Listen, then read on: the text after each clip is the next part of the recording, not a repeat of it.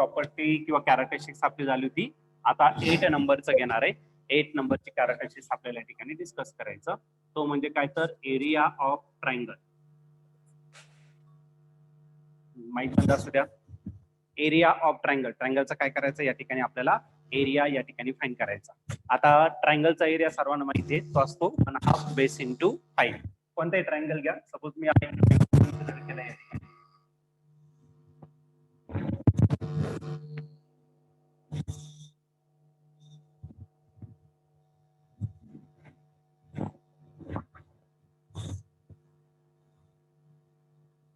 कोणताही ट्रायंगल असं आयसोस केलं वगैरे काही नाही. कोणताही ट्रायंगल तुम्ही या ठिकाणी सपोज हा ए पॉईंट घेतला, हा बी घेतला आणि आता घेतला तर मी सी घेतला. बरोबर नाही?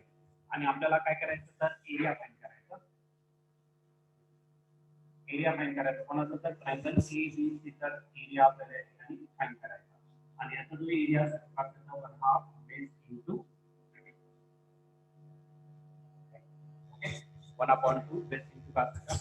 आता या केस मध्ये बेस जर घेतला तर बेस काय असणार तर एसी असेल.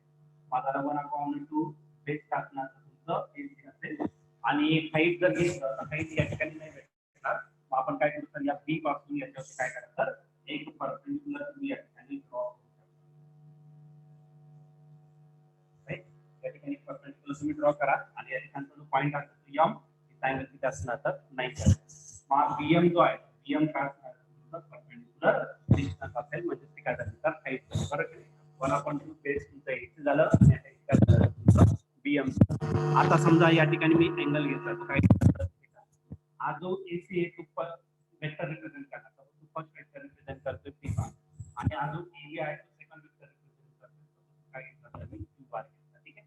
मग आता असणार आहे तर या टर्मला मी कशामध्ये टाकणार तर मॅग्निट्यूड मध्ये टाकणार. कारण एरिया जर घेतला तर एरिया भेटणार तर आपल्याला त्याची व्हॅल्यू भेटेल. तर हा झाला तुमचा एरिया ऑफ ट्रायंगल झाला. ठीक आहे. 1/2 व्हॅल्यूचे तुम्ही याला 1/2 कसा ठेवला आणि या ठिकाणी मॉड टाकलं. ठीक आहे. 1/2 मॉड ऑफ काय घेतलं तर मी ए बार काय घेतलं एसी बीएम घेतला. ठीक आहे. आता बीएम काय रिप्रेझेंट करतोय तर बीएम माहित नाही आपल्याला पण एसी माहिती तो काय तर पी. राईट ना. बी मॉड मध्ये मी काय करू शकतो तर पी बार किंवा याला वेक्टर मध्ये घेतलं तर काय करणार तर तुम्ही. ठीक आहे. आणि मॉड मध्ये टाकलंय म्हणजे त्याची असणार मॅग्निट्यूड या ठिकाणी तुम्ही घेऊ शकता. आता आपलं target we have to find value of BM. BM ची व्हॅल्यू काय करायची या ठिकाणी करायची आहे. आपण तो ट्रायंगल कन्सिडर करू. In triangle AMB measure of angle AMB किती असणार तर दॅट इज 90 डिग्री. 90 डिग्री असेल. ही साइड फाइंड करायची ती थिटाची अपोजिट साइड आणि माहिती आपल्याला की हायपोटेन्यूस. मग आपण या ठिकाणी यूज करू शकतो काय तर sine theta. and what is sin theta? Sin theta is opposite side BM divided by hypotenuse AB. Right ना?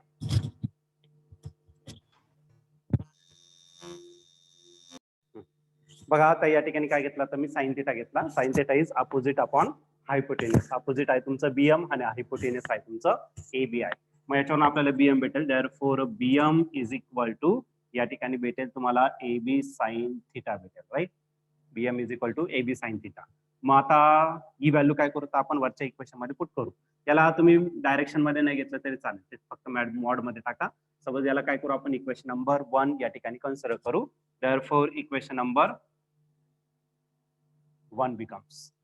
आता इक्वेशन 1 काय भेटणार आहे तर area of triangle ABC is equal to काय भेटत तर 1/2 in mod of AC. AC आपल्याला माहिती आहे AC तसाच ठेवा पण BM माहित नाही. BM ची व्हॅल्यू काय पुट करणार तर AB sin थिटा आपण या ठिकाणी पुट करू शकतो. राईट. sin थिटाला मॉड टाकायची काही गरज नाही. sin थिटा तुम्ही मॉडच्या बाहेर टाकलं तरी चालेल. मग आता बघा 1/2 या ठिकाणी काय राहिला तर तुमचा AC. AC काय रिप्रेझेंट करतोय AC is a vector that is P bar. P बार या ठिकाणी रिप्रेझेंट करतोय. मग मॉड मध्ये मी P बार घेतला क्रॉस घेतला. AB काय रिप्रेझेंट करतोय AB इज द Q बार. तर या ठिकाणी मी Q बार घेतला आणि मॉडच्या बाहेर मी काय घेतला तर sin थिटा या ठिकाणी घेऊन टाकला. आता mod of P bar cross Q bar into sin theta आकाश तुमचा P bar cross Q bar असतो. राईट ना. मग फक्त मॅग्निट्यूड घ्यायचं आपल्याला. मग 1/2 सपोज sin थिटा जर कॅन्सल केला तो याला मॉड मध्ये बार नाही घेतला तरी चालेल. ठीक आहे. मग काय भेटेल तर तुम्हाला पी बार क्रॉस काय भेटेल तुम्हाला फक्त क्यू बार भेटेल. पण याच्यामध्ये फक्त याची काय भेटणार तर डायरेक्शन आणि मॅग्निट्यूड दोन्ही भेटेल. मग आपल्याला फक्त डायरेक्शन मध्ये कन्वर्ट करायचं म्हणून याला काय करायचं फक्त मॉड मध्ये टाकून घ्या. मग एरिया ऑफ ट्रायंगल जर घेतला तर जो पण तुमचा वेक्टर आहे कोणता ए बार बी बार हे दोन वेक्टर आहे किंवा पी बार आणि पी आणि क्यू बार असे दोन वेक्टर आहे याचा तुम्ही डायरेक्टली एरिया फाइंड करू शकता. आता हे कसं सॉल्व्ह केलं जातं तर आपण एक दोन एक्झाम्पल घेऊ त्याच्यामध्ये तुम्हाला ते भेटून जाईल. ठीक आहे, एक्झाम्पल नुसार तुम्हाला हे भेटून जाईल. आता याच्यामध्ये एरिया ऑफ ट्रायंगल मध्ये काय डाऊट असेल तर तुम्ही तर क्वेश्चन मी या ठिकाणी लिहितोय. Find the area of triangle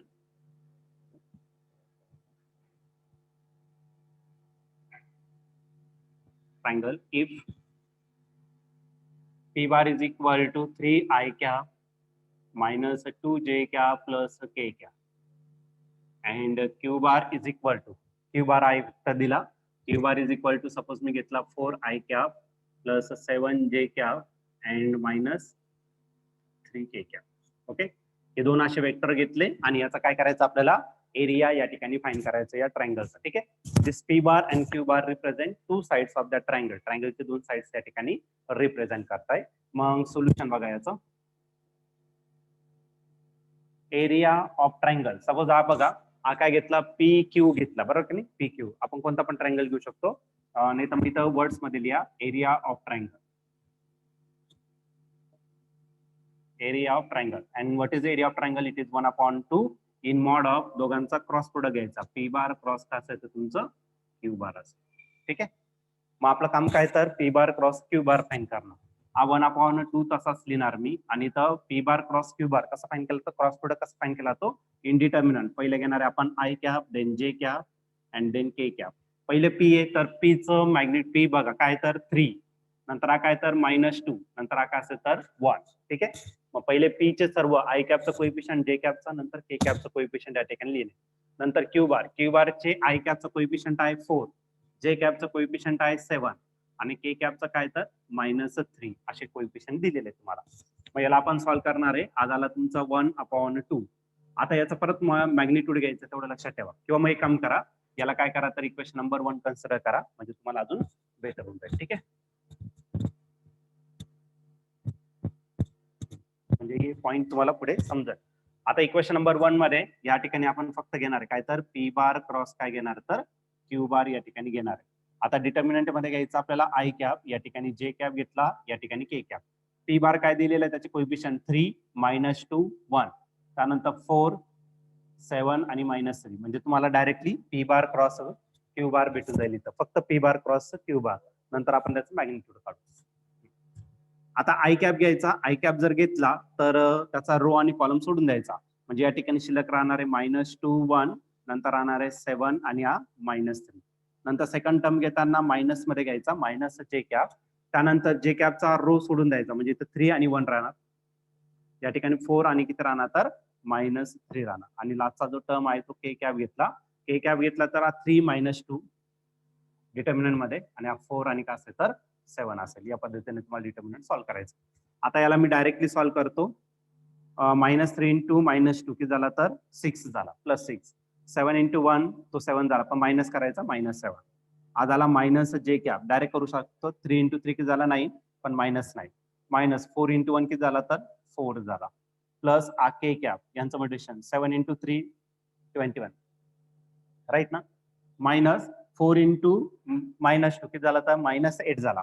already minus आहे मायनस करणार आहे प्लस होणार आहे +8 या ठिकाणी आपण लिहिलेलं आहे. ठीक आहे, 6 - 7 किती येणार तर -1 होणार म्हणजे राहिला मायनस आय कॅप -9 -4 -13 आणि मायनस प्लस म्हणजे +13 आय कॅप सॉरी जे कॅप +13 काय झाला तर जे कॅप 21 + 8 किती झाला तर 29 मग झाला तो +29 के कॅप काय झाला तर तुमचा पी बार क्रॉस काय झाला तर तुमचा क्यू बार झाला. ओके, पण आपल्याला पी बार क्रॉस क्यू बार नाही त्याचं काय पाहिजे तर मॅग्निट्यूड पाहिजे आणि मॅग्निट्यूड घेताना तुम्हाला माहिती आहे therefore magnitude of P bar cross Q bar is equal to नेहमी आपण स्क्वेअर रूट मध्ये घेत असतो. पहिले आय कॅपचा जो कोइफिशियंट आहे त्याचा स्क्वेअर करा. आय कॅपचा कोइफिशियंट आहे -1 त्याचा स्क्वेअर प्लस जे कॅपचा कोइफिशियंट तो आहे 13 त्याचा स्क्वेअर नंतर आहे तुमचा के कॅपचा कोइफिशियंट तो आहे 29, त्याचा काय केला तर स्क्वेअर केला. -1 स्क्वेअर इज 1, 13 स्क्वेअर 169, 29 स्क्वेअर 41. किती 841. 841. ओके, या सर्वांची काय करा तर ऍडिशन करून घ्या.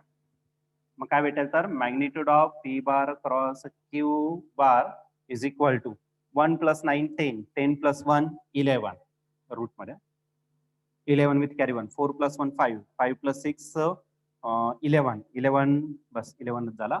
Again carry 1, 8 + 1 9, 9 + 1 10. बरोबर का? ऍडिशन बघा बरं व्यवस्थित.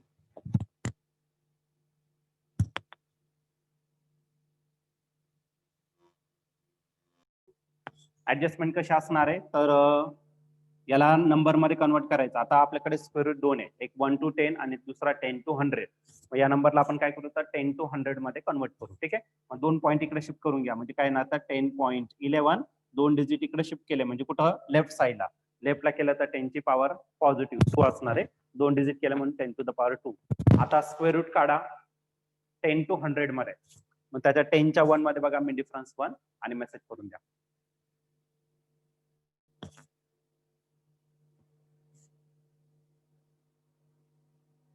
3.180 आणि हा 10 to the power 2 आहे. ओके, 10 स्क्वेअर आहे, त्याचा स्क्वेअर रूट घेतला तर फक्त 10 येणार आणि 10 याला मल्टिप्लाय केलं तर आन्सर येणार 31.8 येणार. हा झाला तुमचा काय तर magnitude of P bar cross असेल तर क्यू बार असेल. ठीक आहे, हा झाला तुमचा पी बार क्रॉस क्यू बार. पण आपल्याला काय फाइंड करायचं, एरिया ऑफ ट्रायंगल फाइंड करायचं. बघा therefore area of triangle is equal to 1/2 p bar cross q bar. याची व्हॅल्यू काय आली तर 31.8 आली. 31.8 आली, राईट ना. आता 31.8 ला काय करा तर 2 ने डिवाइड करून टाका. 2 ने जर डिवाइड केलं तर बघा 2 × 1 किती उरले 3 - 2 किती 1 म्हणजे 11 झाला. 2 5 किती झाला तर 10, 11 - 10 किती झाला तर 1 म्हणजे 18 झाला. मग पॉईंट द्या 18 म्हणजे 2 9 जा किती झाला तर 18. मग एरिया ऑफ ट्रायंगल किती झाला तर 15.9. आणि हा एरिया नॉर्मली कशामध्ये असतं तर सेंटीमीटर. एरिया ट्रायंगल घेतला तर 2 साइड असतात. साइड नॉर्मली कशामध्ये असतात सेंटीमीटर किंवा मीटर मध्ये असतात. बरं का नाही, म्हणजे इथं मीटर स्क्वेअर येऊ शकतो. एरिया जर घेतला तर मीटर स्क्वेअर असतो त्याचा युनिट किंवा सेंटीमीटर स्क्वेअर असतो. मग आपल्याला माहितच नाही सेंटीमीटर का मीटर आहे. मग आपण काय करू तर युनिट आणि त्याचा स्क्वेअर असतो, युनिट स्क्वेअर. ओके, मग युनिट कोणतं तर मीटर असेल तर मीटर स्क्वेअर, सेंटीमीटर असेल तर सेंटीमीटर स्क्वेअर. तर या पद्धतीने तुम्ही काय करू शकता तर एरिया फाइंड करू शकता. Is that clear? Area find करायचं समजलं सर्वांना? तर इझिली तुम्ही एरिया या ठिकाणी फाइंड करू शकता. हा डायरेक्ट 1/2 आणि स्क्वेअर रूट ऑफ 1011 घेतला. मग काय करायचं, सपोज तुम्हाला स्क्वेअर रूट नंतर एकाच वेळेस काढायचं आहे. 1 ने आतमध्ये घ्या, 1 चा स्क्वेअर होऊन जाईल. 1 चा स्क्वेअर 1च असतो, म्हणजे या नंबर मध्ये काही फरक पडणार नाही. मग 1011 तसंच राहील. पण 2 चा स्क्वेअर करावा लागेल. तो किती येणार तर 4 येणार. मग 4 ने याला डिवाइड करून टाका. 4 2 जा किती झाला तर 8 झाला. 4 2 8 किती उरले 10 - 8 2 म्हणजे 21 झाला. बरं का नाही. 4 5 जा 20, 21 - 20 1 झाला म्हणजे 11. 4 किती 11 म्हणलं 4 2 जा अगेन 8, 11 - 8 किती झाला तर 3 30 झाला. 4 7 जा किती होणार तर 28. परत उरला 2 म्हणजे 2 4 5 जा असा आन्सर येणार. आणि याचं स्क्वेअर रूट काढलं म्हणजे आन्सर येऊन जाईल तुम्हाला 15.9. आता याला कसं ऍडजस्ट करायचं तर सर्वात पहिले काय करायचं पॉईंट ऍडजस्ट करा. कारण का 100 पेक्षा मोठा आहे. 100 पेक्षा मोठा आहे म्हणजे तुम्हाला 2 पॉईंट इकडे शिफ्ट करावं लागेल. म्हणजे 2.5275 into 10 to the power 10 to the power किती ना 2 डिजिट लेफ्टला शिफ्ट केलं मग 10 ची पॉवर 2 आली. ओके, आणि याच्यामध्ये फक्त 4 डिजिट बघा. शेवटचा नंबर काय 5 आहे, तो ड्रॉप करा कारण 5 आहे. शेवटचा नंबर 5 असेल तर आधीचा नंबर चेक करा तो इव्हन आहे का ऑड आहे. ऑड आहे मग तू काय करा +1 ने ऍड करून घ्या. मग 7 चं का तर 8 होणार. मग 2 पॉईंट आता स्क्वेअर रूट बघा आणि मेसेज करा. 2.5 च्या 2 मध्ये बघा मेन डिफरन्स 8 बघा. स्क्वेअर रूट लॉग टेबल मध्ये 1 to 10 मध्ये बघायचं. 2.5 च्या 2 मध्ये मीन डिफरन्स 8 बघा.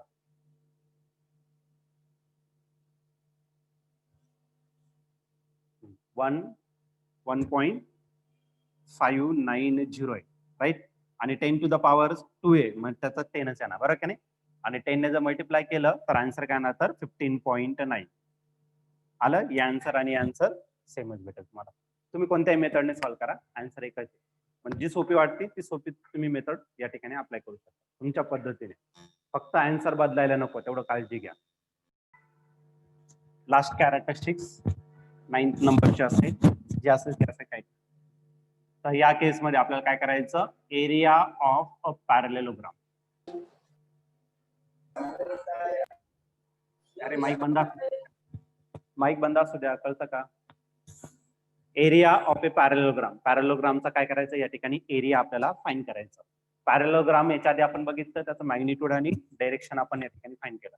पण या केसमध्ये आपल्याला एरिया फाइंड करायचा डायरेक्टली पॅरलेलोग्रामचा. तर या केसमध्ये मी काय करणार, तर दोन वेक्टर कन्सिडर करणार. Both are starting from the same point पासून या ठिकाणी स्टार्ट होणार आहे.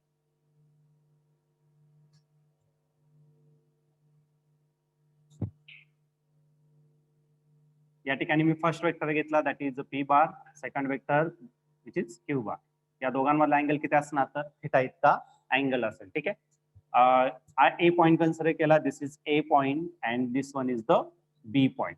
आता पुढच्या केसमध्ये काय करा, तर हा जो ओए दिसतोय त्याला एक पॅरलल लाईन या ठिकाणी तुम्ही ड्रॉ करू शकता. पॅरलल लाईन या ठिकाणी ड्रॉ करा. सिमिलरली हा जो ओबी आहे त्याला पण काय करा, तर एक पॅरलल लाईन या ठिकाणी तुम्हाला ड्रॉ करायची. हा काय झाला, तर तो हा झाला तुमचा पॅरलेलोग्राम. या ठिकाणी सपोज ए बी हा पॉइंट सी कन्सिडर केला आणि हे जर दोन डायगोनली अपोजिट पॉइंट जर तुम्ही जॉईन केलं, दॅट इज डायगोनल, तर तो काय होणार, त्याचं diagonal.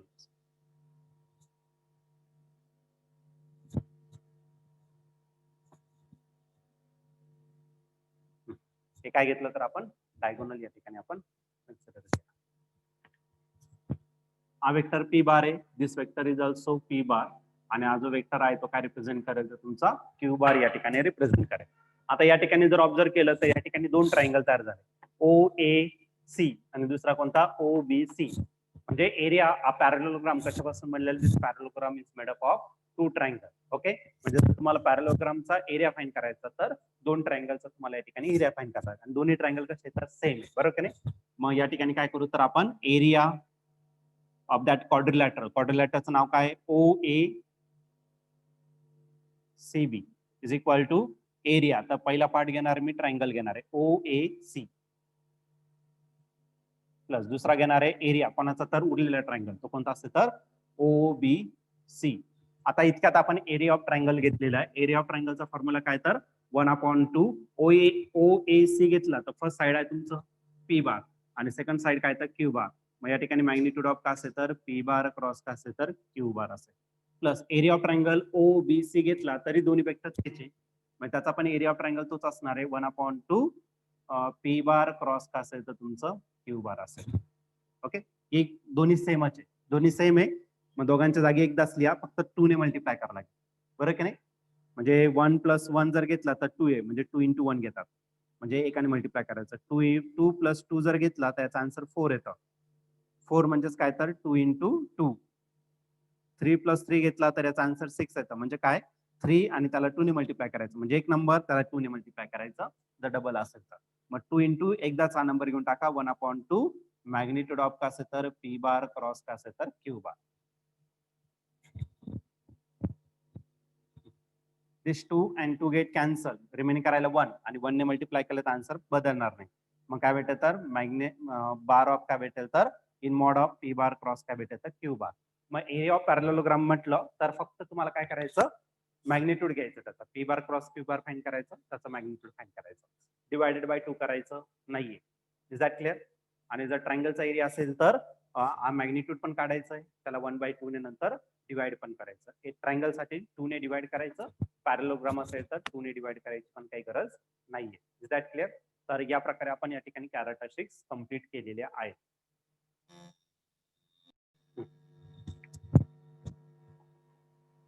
Find area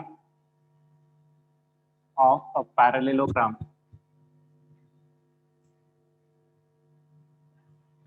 if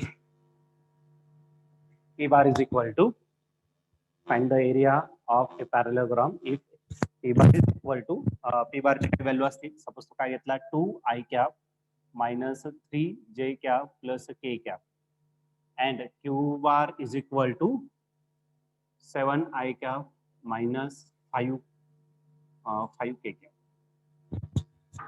7i cap minus 5k cap असे दोन तुम्हाला साइड्स दिलेले आहे. याचं काय करायचं, एरिया फाइंड करायचा आहे. आता या केस मध्ये जे कॅप नाहीये म्हणजे जे कॅप किती असं 0 म्हणून 7 0 आणि -5 असं घ्यायचं तुम्हाला. क्यू बार कळलं का नाही. मग त्याचं एरिया फाइंड करा पॅरलोग्रामचा. एवढं फाईन करा, मग आपण तुमची टेस्ट घेऊ.